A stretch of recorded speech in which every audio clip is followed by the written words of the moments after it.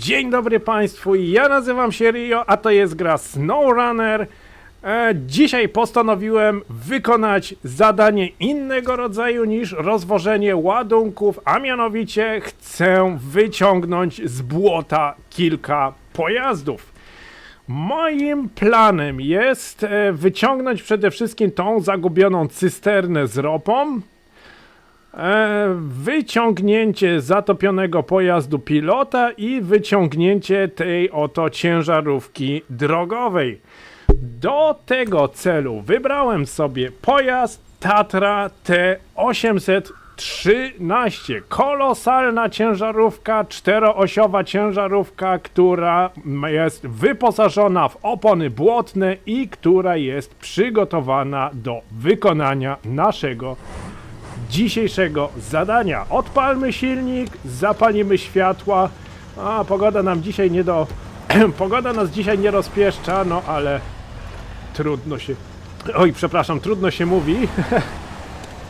Włączymy jeszcze napęd na 4 koła, żebyśmy mogli dojechać do naszego punktu docelowego i zaczniemy zasadniczo od zagubionej cysterny.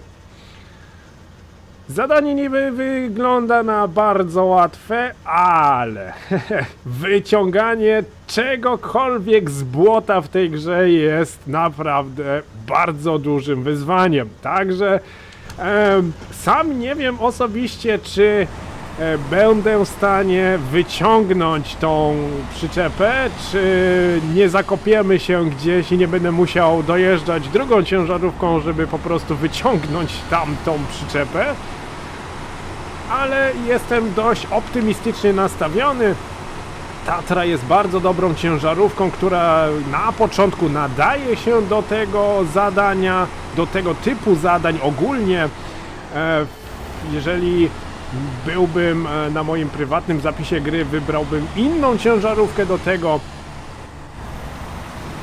ale Tatra jest bardzo dobrym wyborem na samym początku, tak jak już wspomniałem. Tu jest dość ciekawe miejsce. Ja wiem, że ja Tatrą przejadę przez to błoto tutaj, ale normalnie w tym miejscu powinno się tędy jechać. Szczególnie jak nie macie takich opon błotnych, które radzą sobie z bardzo grząskim terenem. Jeżeli macie opony błotne, możecie tędy sobie pojechać. Ja pojadę tutaj przez to błoto, żeby pokazać, że to też jest możliwe, ale normalnie jedźcie sobie tędy tutaj naokoło. Ogólnie, jeżeli widzicie, że gdzieś jest bardzo trudny teren, a macie tutaj na poboczu wystarczająco miejsca, to możecie po prostu unikać takich terenów, właśnie wymijając je poboczem.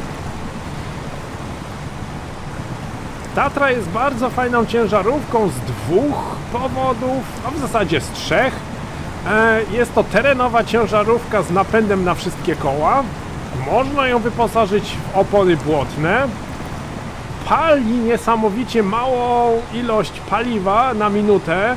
W tym momencie na bardzo trudnym terenie jest to około 8 do 9 litrów. Ale ogólnie jest to oczywiście mniej. Jak widać, jest wyposażona w pakę, czyli można nią transportować różnego rodzaju przedmioty. Ja wyposażyłem sobie jeszcze tą ciężarówkę w bagażnik dachowy, czyli mam przy sobie kilka części zamiennych do naprawy mojej ciężarówki, jakbym przypadkiem przydzwonił gdzieś i na przykład by mi się silnik zaczął psuć. Do tego mam jeszcze tutaj na dachu kilka karnistrów z paliwem, czyli w razie czego, jakby mi się paliwo kończyło, to taką naprawdę rezerwę również ze sobą wożę i również posiadam. I naprawdę ciężarówka jest bardzo silna, bardzo przydatna na początku. Nie jest to najszybszy pojazd, ale też nie ma być najszybszą ciężarówką. Ta ciężarówka jest ustawiona na moc, ta ciężarówka jest ustawiona na siłę i ta ciężarówka ma poruszać się po trudnym terenie. To nie jest wyścigowa ciężarówka, która naprawdę szybko ma dojechać z jednego punktu do drugiego. Ta ciężarówka ma się przedzierać po terenach, w których normalny sprzęt nie dawałby rady. Tutaj podobnie można jechać poboczem, chyba że macie naprawdę ciężarówkę z oponami błotnymi, to możecie się tutaj w to bagienko wbić i swobodnie sobie tędy przejechać. Wielkość kół w tej ciężarówce również jest ważna. Są to koła 50-calowe i plus do tego opony błotne, co pozwala tej ciężarówce naprawdę przejechać przez bardzo grząski teren bez takiego dużego zapadania się. Pamiętajcie, że w SnowRunnerze im większe koła, tym bardziej praktyczniejsza ciężarówka, bo ciężarówka radzi sobie bardziej z grząskim podłożem. Im mniejsze koła, tym szybciej się gdzieś zapadniemy, tym szybciej usiądziemy podwoziem na błocie i wtedy zaczynają się problemy. Wtedy trzeba się albo wyciągarką wygrzebywać, albo po prostu trzeba holować pojazd.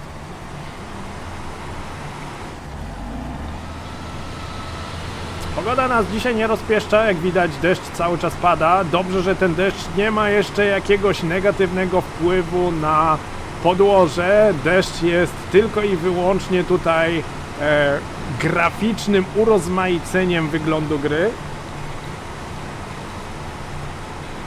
Ale jak już wspomniałem w pierwszym moim odcinku, niby jest to mapa taka, w której można się nauczyć grać, ale zapadamy się tutaj bardzo często. Jest tutaj kilka takich miejsc, gdzie naprawdę błoto może nas zaskoczyć. No ale podejrzewam, że Tatrą to raczej się tutaj nie zakopie, chyba że gdzieś tam w okolicach przyczepy, no to już jest bardziej prawdopodobne, ale jak na razie radzimy sobie dość dobrze. Niby mapa dla początkujących, niby mapa zapoznawcza, w której na tej mapie naprawdę jest każda mechanika gry pokazana i każdy teren jest tutaj również w jakiś sposób zaprezentowany. Ale kilka miejsc jest tutaj naprawdę takich bardzo skomplikowanych do przejazdów. Między innymi bagno, do którego właśnie się zbliżamy. To miejsce jest naprawdę przekleństwem, jeżeli wjedziecie tutaj źle przygotowaną ciężarówką. Jak widać, sporo wody, jak widać, takich terenów zielonych jest naprawdę bardzo mało. Jest tu bardzo grząsko i można tutaj bardzo szybko stracić panowanie nad pojazdem.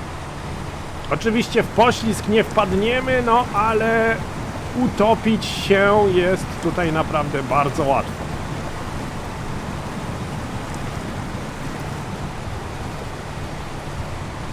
Przejedziemy sobie tu między tymi drzewami.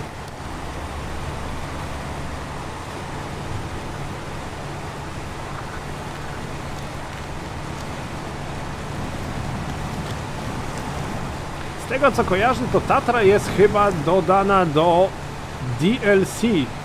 Można ją zdobyć poprzez kupno DLC do tej gry Tatra Pack. Tam jest kilka takich małych ciężarówek dodanych i właśnie ta duża. Jeżeli się mylę, poprawcie mnie, bo w tym momencie, szczerze powiedziawszy, przed nagrywaniem tego filmiku nie sprawdziłem źródła, skąd można dostać tą ciężarówkę, ale bardzo prawdopodobne jest to, że właśnie z DLC Tatra Pack, w której dostajemy również kilka innych ciężarówek. Jak widać, już zaczyna się tutaj dość grząsko. W zasadzie to ja tu powinienem od razu tyłem wjechać. O, ale zobaczymy, może dam radę gdzieś się tutaj nawrócić. Ale przede wszystkim muszę dojechać tutaj w obręb tego zadania, ponieważ muszę je przyjąć, bo nie mam żadnego zadania w prawym górnym rogu i muszę właśnie to zadanie przyjąć. Zagubiona cysterna z ropą. Mamy tu spory kłopot, kolego. Zginęła nam cysterna z ropą naftową. Na pewno gdzieś ją zmyło z drogi i utknęła w bagnie. Znajdziesz ją? Oczywiście, już ją znaleźliśmy. Przyjmujemy zadanie. Śledzenie start oczywiście, żebyśmy po prostu widzieli, gdzie ta przyczepa musi dojechać. I ta przyczepa musi dojechać tutaj do stacji benzynowej, którą już znamy, którą już mijaliśmy w ostatnich odcinkach. Teraz są dwie możliwości. Mógłbym ją... No nie, jest w zasadzie jedna możliwość, ponieważ tutaj mamy jeszcze blokady, której nie usunąłem. Czyli zostaje jedyna możliwość z powrotem tędy wyciąganie ciężarówki, wyciąganie przyczepy, nie ciężarówki i dostarczenie ją tą oto drogą tutaj do stacji benzynowej. Dobra. Muszę się nawrócić, ponieważ przodem nie wyciągnę tej przyczepy. A że Tatra ma bardzo duży promień skrętu, także potrzebuje naprawdę bardzo dużo miejsca.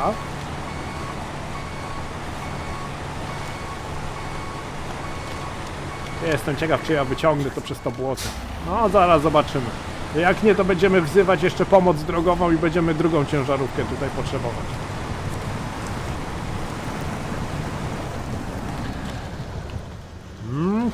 To jest właśnie powód, dlaczego ja na przykład najpierw ratuję całą infrastrukturę, czyli odblokowywanie tutaj przejazdów na drogach, tak jak na przykład ten most tutaj i słup, który podnosiliśmy w poprzednich odcinkach. Te dwie rzeczy już naprawiliśmy i mamy tutaj jeszcze blokadę, której no powinienem najpierw tą blokadę zrobić, dopiero powinienem wyciągać to wszystko tutaj z błota, ponieważ ta droga tutaj jest trochę łatwiejsza, żeby taką ciężką przyczepę wyciągnąć. Ja ją muszę w tym momencie praktycznie wyciągać przez tą całą wodę. Zobaczymy, jak to pójdzie. Jak nie, to będziemy się tutaj jeszcze czymś ratować. No, poziom... promień skrętu tej ciężarówki jest naprawdę olbrzymi.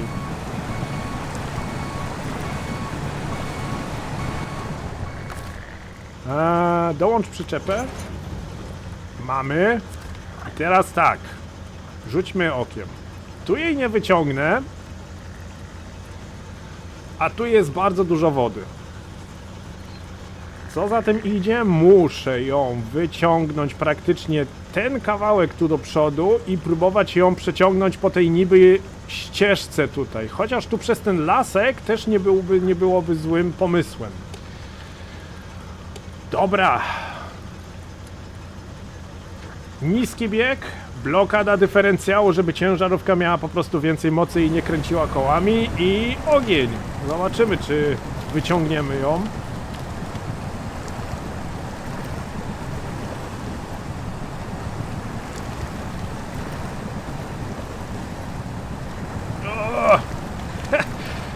Jeżeli ta przyczepa wjedzie w błoto,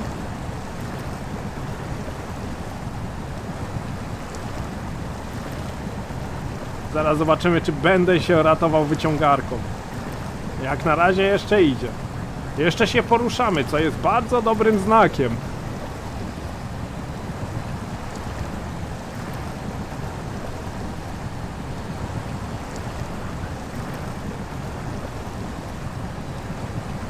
Ojejku, ile razy już było tak, że ja przymierzam się do wyciągania ciężarówki, samochodu zwiadowczego, przyczepy, różne pojazdy się wyciąga z błota.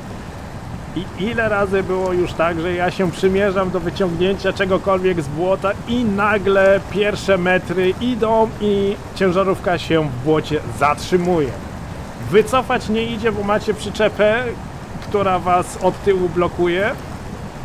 Do przodu nie idzie, bo już jest tyle błota pod wami, że po prostu sobie nie radzicie.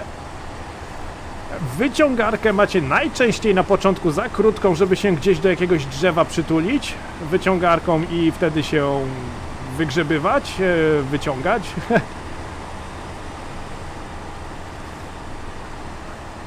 I do tego pamiętajcie, że przyczepa, którą ciągniecie za sobą, również daje opór i blokuje dalszą jazdę.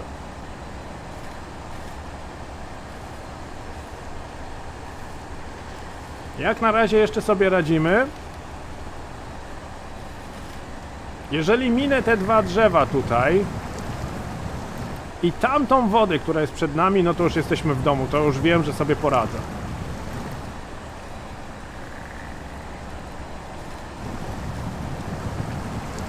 Dopóki się poruszamy do przodu, jest wszystko cacy, jest wszystko bardzo dobrze.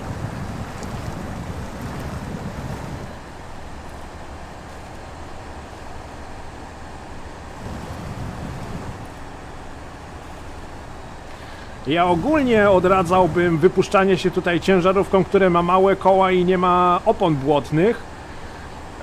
Tą małą ciężarówką, tym Paystarem, co jechaliśmy w poprzednich odcinkach, również bym się tutaj raczej nie wypuszczał, ze względu na to, że Paystar ma trochę za słaby silnik. Przez co może ruszyć kilka metrów, ale może się zdarzyć tak, że po tych kilku metrach utkniecie w błocie i nie będziecie mogli się poruszać dalej do przodu. Świetnie to wygląda, patrzcie!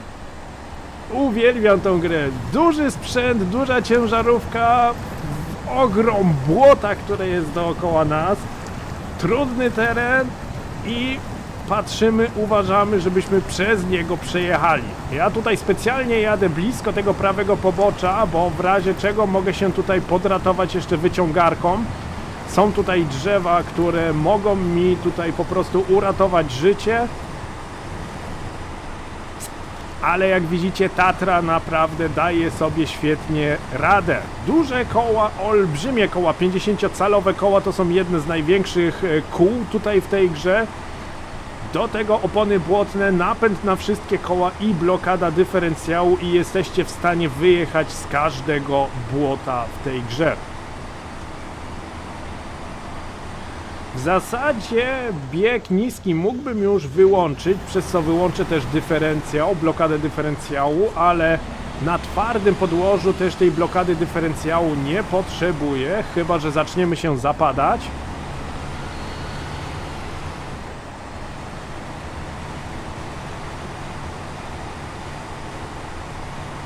I te promienie słońca tak zza drzew. Uwielbiam shader w tej grze. Ta gra ma tak niesamowity, fajny silnik graficzny, który naprawdę cieszy oko, w którym można strzelać niesamowicie ładne screenshoty naszych pojazdów. Wcale się nie dziwię, że ta gra dla niektórych osiągnęła status nieśmiertelności. Ta gra jest praktycznie swego rodzaju nie do zastąpienia. Jestem ciekawy, co gra Roadcraft nam zaproponuje. Niby ta gra Roadcraft była już swego rodzaju nazwana SnowRunnerem 2. Oczywiście ja jestem troszeczkę innego zdania. Ciężko jest porównać tamtą grę do SnowRunnera. No ale zobaczymy. Demo gry już było grane, 3 odcinki na temat Roadcraftu zrobiłem. Serdecznie zapraszam do obejrzenia. Możecie sobie sami zobaczyć, czy Roadcraft będzie SnowRunnerem 2, czy po prostu będzie to inna gra o podobnych właściwościach.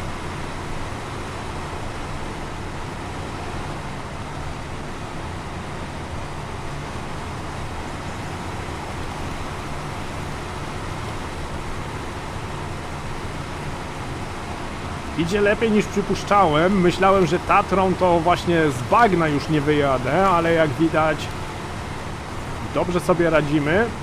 Z benzyną też jest jeszcze całkiem znośnie. Ta ciężarówka naprawdę ma bardzo duży moment obrotowy, przez co sobie radzi pod górę, nawet z przyczepą, jak tutaj widać. I do tego pali naprawdę poniżej 10 litrów na minutę, co jest bardzo dobrym rezultatem w tej grze. Już miałem bardzo dużo ciężarówek, olbrzymich ciężarówek, które po prostu nadawały się w trudny teren, ale paliły na przykład 20 litrów na minutę, co może się czasami źle skończyć.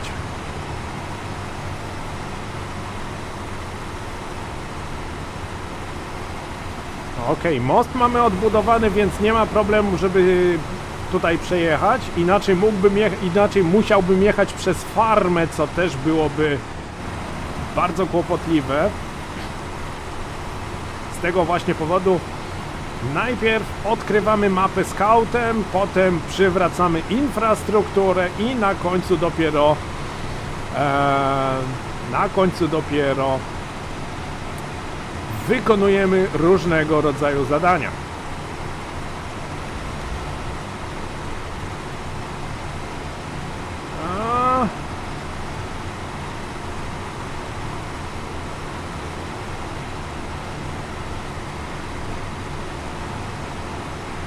Już jest niedaleko. Stacje paliw widać już z oddali, sorry.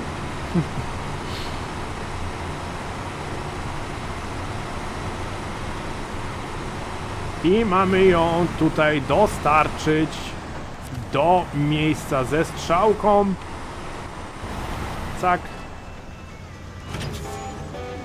Zagubiona cysterna, mamy $2400 i 280 punktów doświadczenia. Który mamy level? Mamy level 3. Jeszcze trochę brakuje do levelu 4. Zatankujemy sobie, jeżeli już tu jesteśmy. I regał dachowy jest również zatankowany. Jeszcze 160 litrów na dachu mamy. Okej, zaciągnijmy ręczny i muszę teraz rzucić okiem, jak tutaj dojechać w zasadzie do tego pojazdu. Zatopiony pojazd, pilot. Mamy do wyciągnięcia jeszcze ten pojazd i ciężarówkę drogową, która się znajduje tutaj. Czyli jedziemy sobie tędy. Skręcamy, nie, skręcamy sobie tutaj w prawo i wjeżdżamy w to pole, by wyciągnąć ciężarówkę z błota. Robi się trochę ciemno, zobaczymy jak to będzie wyglądać tutaj w nocy. Ta gra w nocy również ładnie wygląda, ale wiem z doświadczenia, że oglądanie czegoś, co jest nagrane nocą, jest dość skomplikowane na YouTubie, bo zazwyczaj jest to zbyt ciemne. Także jeżeli będzie za ciemno tutaj, zmienimy porę dnia. To też nic nie kosztuje i też nie ma żadnych negatywnych wpływów na naszą rozgrywkę. Ale zobaczcie ten zachód słońca. Jeszcze wyłączę tutaj UI. Jeździcie sobie ciężkim sprzętem i macie tak piękny zachód słońca. Ta gra jest naprawdę, mimo to, że już kilka lat ma, jest naprawdę bardzo fajnie zrobiona. Samochód widać w oddali, jest na jakimś zalanym polu. Ja wezmę i od razu tutaj się nawrócę i wjadę tam tyłem, nie będę tam wjeżdżał przodem i tam się nie będę nawracał, bo w błocie to tak różnie to bywa. Jak tutaj widać, to ciężarówka w ogóle przestaje jeździć. Muszę tutaj na pniaka uważać.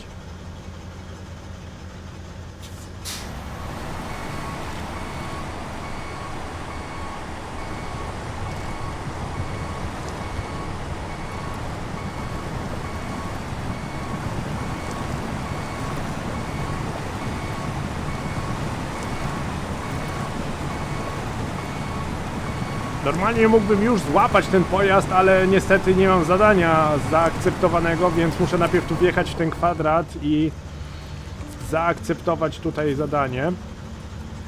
Zatopiony pojazd pilot. Hej! Kłopoty na farmie! No, jak zawsze, nie? Jakieś gdzieś kłopoty muszą przecież być. Ciężarówki zapadły się głęboko w szlamie i przyda nam się każda pomoc. Do tego zadania potrzebujesz mocnego silnika. Jak widać, jesteśmy naprawdę dobrze wyposażeni. Zabieramy ciężarówkę i ruszamy w drogę. Daleko nie mamy, mamy dojechać zasadniczo tylko tutaj na farmę. Zobaczymy, czy muszę dyferencjał zblokować, czy dam radę sobie tak wyjechać. A jak na razie idzie dobrze. Mogę włączyć zasadniczo silnik, żeby było trochę łatwiej ciągnąć.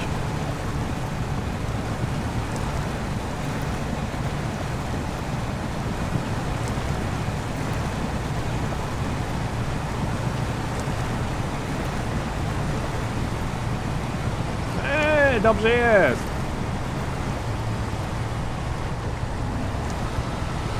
Wybór ciężarówki jest naprawdę bardzo ważny w tej grze. Obojętnie do jakiego zadania, najpierw trzeba zastanowić się, jakim sprzętem można, czy należy się wybrać.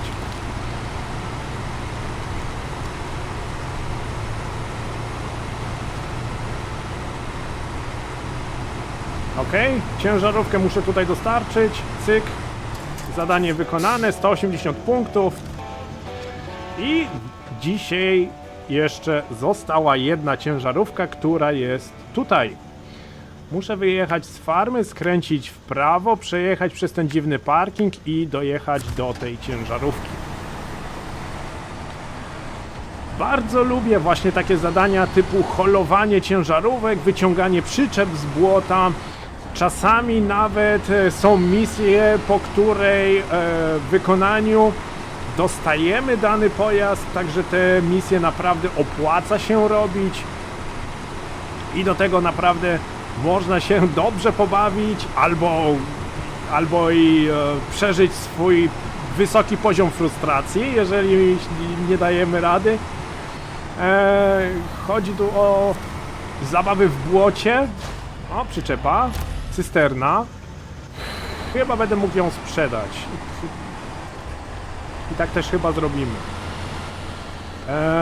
Momencik. Oczywiście chodzi mi tu o zabawy z błotem i o to, żeby po prostu spróbować swoich sił, spróbować swoich możliwości, jeżeli chodzi właśnie o mechanikę błota w SnowRunnerze.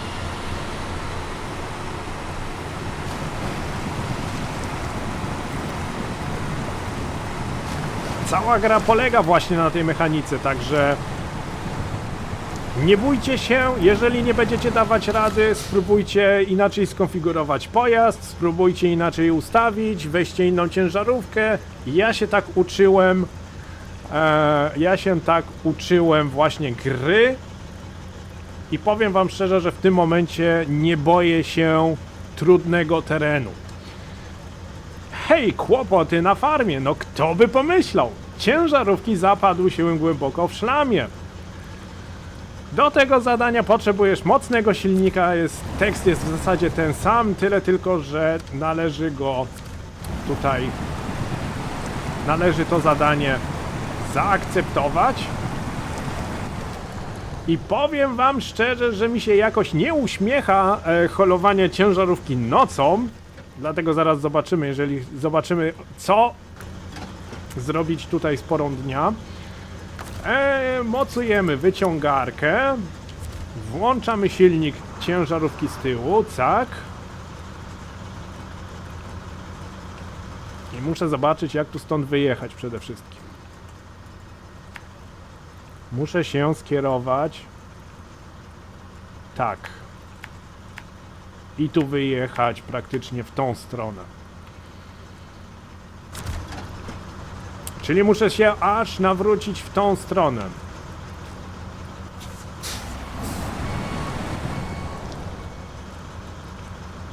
Zastanawiam się, jak to tutaj zrobić, jak to tu zorganizować.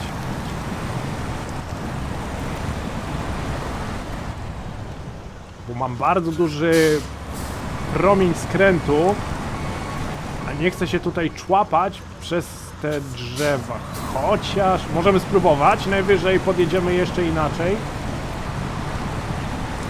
A, te drzewa się tutaj łamią, a to jest całkiem dobrze. Myślałem, że muszę te drzewa omijać, ale niekoniecznie.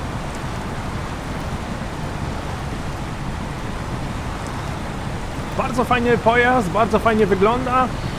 Oczywiście światła w Tatrze są tutaj troszeczkę inaczej zrobione. Mam zainstalowaną modyfikację, która poprawia wygląd świateł i te światła po prostu inaczej wyglądają, lepiej świecą, są troszeczkę bardziej jasne, są jaśniejsze od standardowych świateł i właśnie tutaj można to dobrze zobaczyć. W Tatrze normalnie te światła powinny być tak samo żółte, jak są reflektory z przodu, ale jak widać są założone żarówki LEDowe, przez co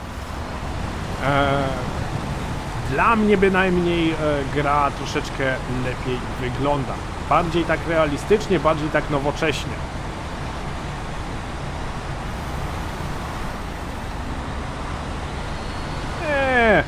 To ja się tutaj obawiałem tego wyciągania pojazdów, a tutaj ogarnęliśmy to naprawdę bardzo dobrze.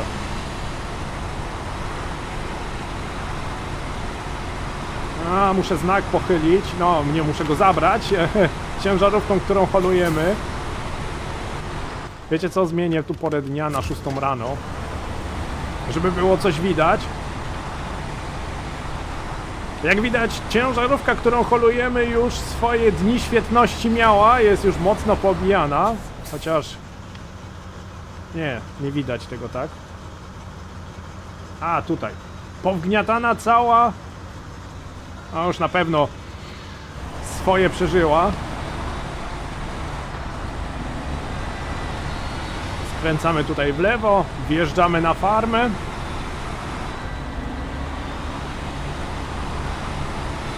I zostawiamy ciężarówkę w punkcie, który jest tu pokazany.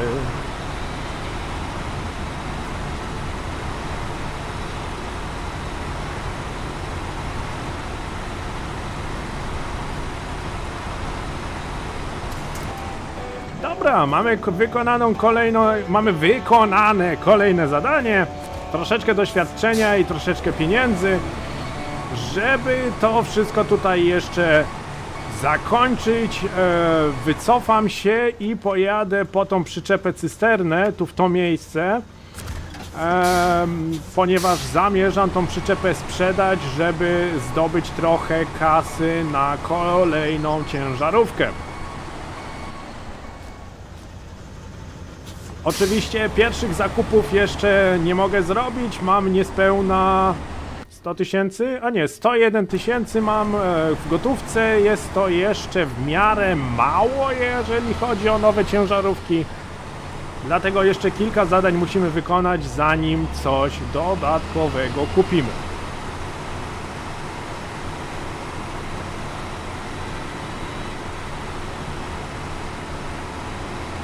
Wjadę tutaj po tą przyczepę, ponieważ z tego co pamiętam, to ten parking jest tu naprawdę bardzo grząski i czasami można się tu zapaść i nie wyjechać stąd. Co my tu mamy? Zadanie, odkrywanie czegoś. Ach, to jest zadanie na skauta. Ja to zadanie wezmę, żebym po prostu już miał je przyjęte. Możliwe, że pobawimy się tutaj skautem.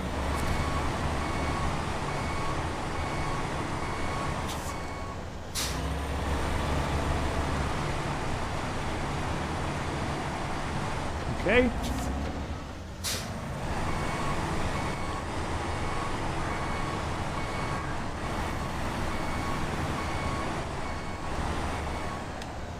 Starczy.